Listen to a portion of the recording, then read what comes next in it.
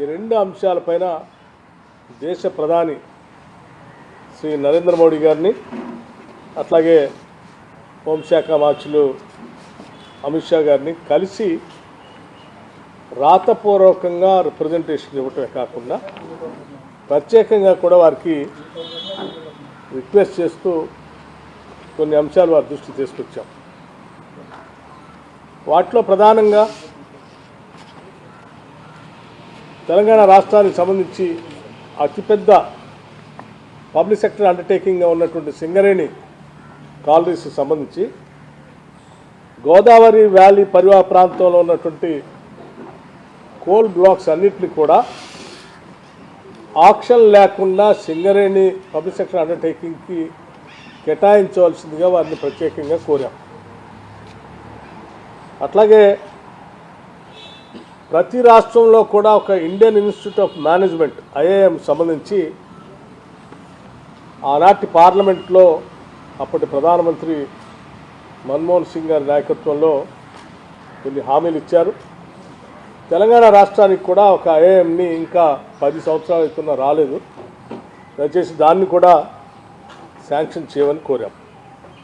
అట్లాగే ఆనాటి విభజన కంటే ముందు రాష్ట్రానికి సంబంధించిన ఐటీఐఆర్ ప్రాజెక్ట్ పెద్ద ఎత్తున ఉపయోగపడే కార్యక్రమంలో భాగంగా తెలంగాణ రాష్ట్రానికి ఆనాటి ప్రభుత్వం శాంక్షన్ చేసింది.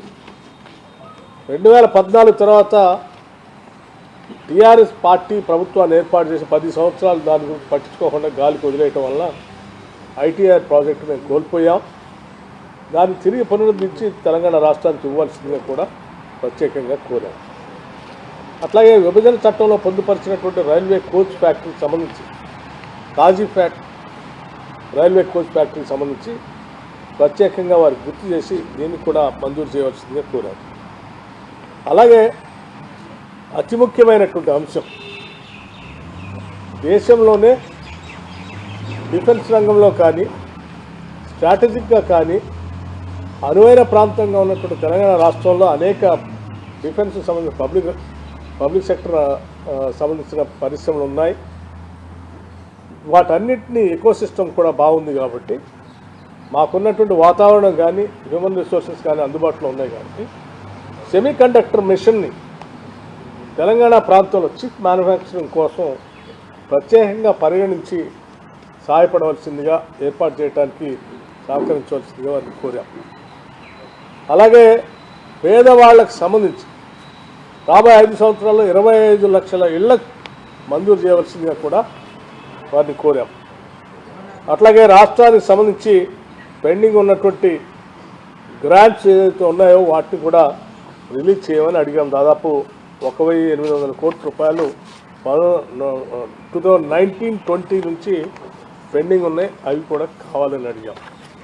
అలాగే వాటితో పాటు ఇంకా కొన్ని ముఖ్యమైనటువంటి అంశాలు కూడా నవోదయ స్కూల్ సంబంధించి ప్రతి జిల్లాకి ఒక నవోదయ స్కూల్ కావాలని అడిగాం.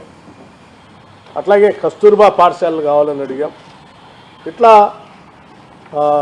కుసుమ్ స్కీమ్లో లేకపోతే ఇంకొక స్కీమ్లో సోలార్ ఆల్టర్నేటివ్ ఎనర్జీకి సంబంధించి తెలంగాణ రాష్ట్రం కొత్తగా ఎనర్జీ పాలసీతో ముందుకు వస్తూ ఉంది. సాధ్యమైనంత మేరకు పెద్ద ఎత్తున కేంద్ర ప్రభుత్వం ఎనర్జీలో మమ్మల్ని గట్టిగా ప్రోత్సహించడానికి కావాల్సిన సహాయ సహకారాలు అందించమని కూడా వారు ప్రత్యేకంగా కోరాం.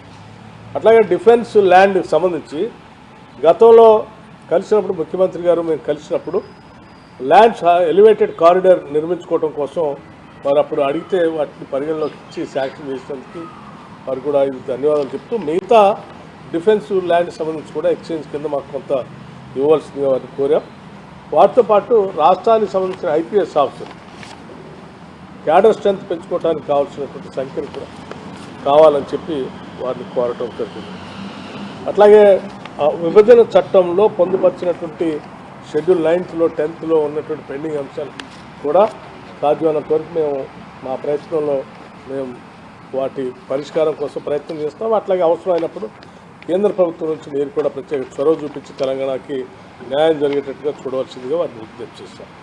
లేకపోతే హోంమంత్రి గారిని కూడా కలిసినప్పుడు వారికి కూడా వారి శాఖ ద్వారా తెలంగాణ రాష్ట్రానికి కావాల్సినటువంటి అంశాలని చాలా స్పష్టంగా చెప్పాం. అందులో ప్రాధాన్యత సంబంధించినటువంటి అంశం ప్రధానమంత్రి గారిని కలిసిన దాంట్లో అతి ముఖ్యమైన అంశం ఇంకోటి కూడా మర్చిపోయాం.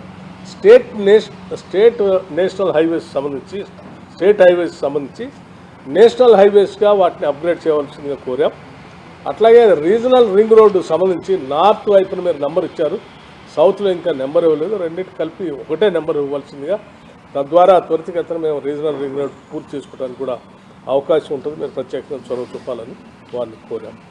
అట్లాగే హోంమంత్రి గారికి సంబంధించి తెలంగాణ రాష్ట్రాన్ని మన ప్రభుత్వం ఏర్పడిన దగ్గర నుంచి, కాంగ్రెస్ ప్రభుత్వం ఏర్పడిన దగ్గర నుంచి డ్రగ్ ఫ్రీ రాష్ట్రంగా ఏర్పాటు చేయడం కోసం యాంటీ నార్కోటిక్స్ బ్యూరోని ఏర్పాటు చేయడమే కాకుండా పెద్ద ఎత్తున దానికి నిధులు సమీకరించి వారికి కావాల్సిన యాక్టివిటీస్, కావాల్సిన ఫండ్స్ అన్ని కూడా ఇచ్చాం.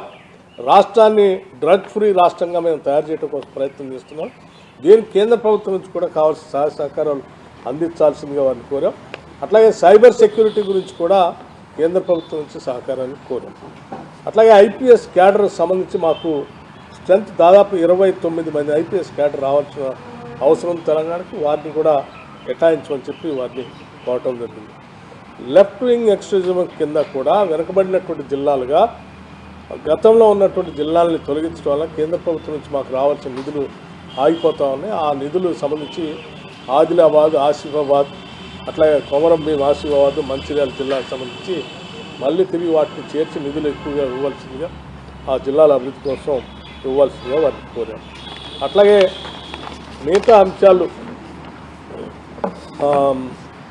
Pending issues between Andhra Pradesh and Telangana సంబంధించిన రీఆర్గనైజేషన్లో ఉన్నటువంటి అంశాలను కూడా హోంమంత్రిగా మీరు బాధ్యత చొరవ తీసుకొని మాకు న్యాయం జరిగేట్టుగా చూడాలని చెప్పాం. ప్రధానమంత్రి గారిని కలిసినప్పుడు, అట్లాగే రాష్ట్రానికి హోంమంత్రి గారిని కలిసినప్పుడు ఇద్దరికి కూడా మేము గట్టిగా చెప్పింది, తెలంగాణ రాష్ట్రానికి సంబంధించి భద్రాచలం దగ్గర ఉన్నటువంటి 5 గ్రామాలని కూడా తప్పనిసరిగా తెలంగాణకు వచ్చేటట్టుగా, భద్రాచలం దేవస్థానం పరిధిలో ఉన్నటువంటి 5 గ్రామాలు అటు ఇటు కాకుండా ఉన్నాయి. అవి ఆంధ్ర వాళ్ళు ఈ గ్రామంలో రావాలంటే తెలంగాణ నుంచి రావాల్సి వస్తుంది. మేము మా తెలంగాణలో భద్రాచలం తర్వాత ఉన్నటువంటి గ్రామాలు పోవాలంటే ఈ ఆంధ్ర ప్రాంతంలో ఉన్న 5 గ్రామాలు దాటిపోవాల్సి వస్తుంది. ఎప్పుడు ఏదైనా ఇబ్బందులు వచ్చినా, వరదలు వచ్చినప్పుడు కూడా లేదా సహాయ సహకారాలు అందించాలంటే కూడా ఆంధ్ర ప్రాంతానికి అడ్మినిస్ట్రేటివ్ పరంగా కూడా చాలా దూరంగా ఉన్నాయి, వాళ్ళు చేయలేకపోతున్నారు. ఏం చేయాలన్నా తెలంగాణ ప్రభుత్వం మీద ఆధారపడి ఉన్నారు. కాబట్టి 5 గ్రామాలను కూడా మాకు ఇచ్చేటట్టుగా చూడవలసిందిగా వారిని కోరటం జరిగింది. మేము అడిగినటువంటి ఈ అన్ని అంశాలకు సంబంధించి చాలా స్పష్టంగా రాతపూర్వకంగా ముఖ్యమంత్రి గారు సంతకం పెట్టి వారిని రిప్రజెంటేషన్ ఇవ్వడం జరిగింది. ఇచ్చిన ప్రతి అంశాన్ని కూడా వారు పరిశీలించి సావధానంగా మాతో చర్చించి వాటన్నిటిని కూడా సాధ్యమైనంత వరకు అమలు చేయడం కోసమే ప్రయత్నం చేస్తామని చాలా పాజిటివ్గా వారు స్పందించారు. వారు ఆ రకంగా స్పందించినందుకు రాష్ట్ర ప్రభుత్వం నుంచి వారి ధన్యవాదాలు కూడా తెలియజేస్తున్నాం.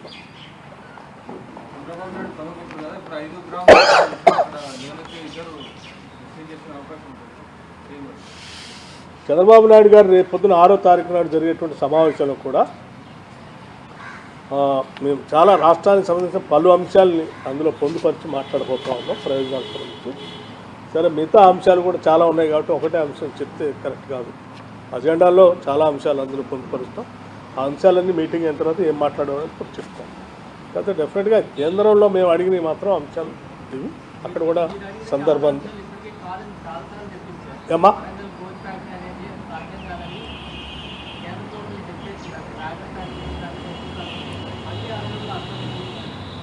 మళ్ళీ అడగటంలో అర్థం ఏంటంటే సాధ్యమైనంత వరకు దాన్ని సాధించాలనే పట్టుదలే మళ్ళీ అడగటం దాన్ని అనుకున్నటువంటి అర్థం. ఒకసారి, 2 సార్లు, 3 సార్లు, ఎన్నిసార్లు అయినా సాధించేంత వరకు అడిగి సాధించడమే మా లక్ష్యంగా పెట్టుకొని మేము ముందుకు పోతాం.